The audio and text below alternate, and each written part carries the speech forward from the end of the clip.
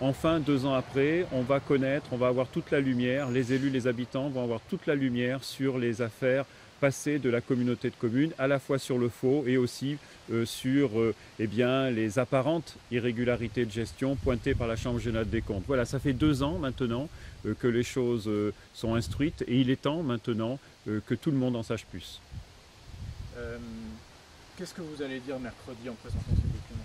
Ah mais moi je vais être le plus neutre possible, je vais présenter en toute transparence le rapport que tous les élus de toute façon ont déjà reçu, j'essaierai d'en faire une synthèse et ensuite le débat sera évidemment très libre.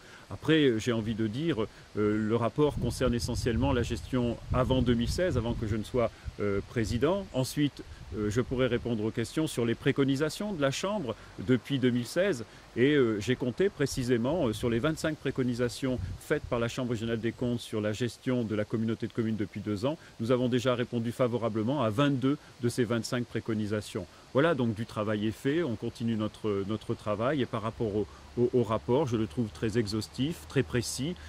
Pour ma part, je n'ai rien à en rajouter de plus.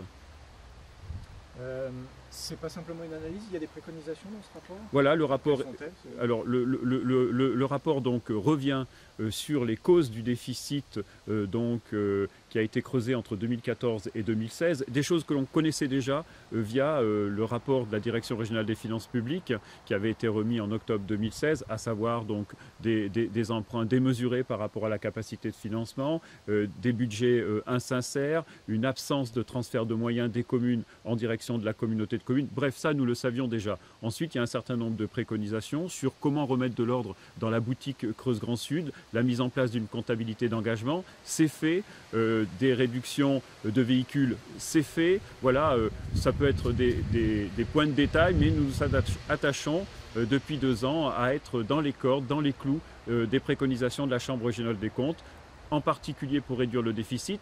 La Chambre régionale des comptes nous avait demandé de réduire le déficit de 1,7 million d'euros dès l'année 2017. Nous l'avons fait et aujourd'hui, je peux dire que 2 ans après la découverte du déficit, nous avons réduit ce déficit de moitié.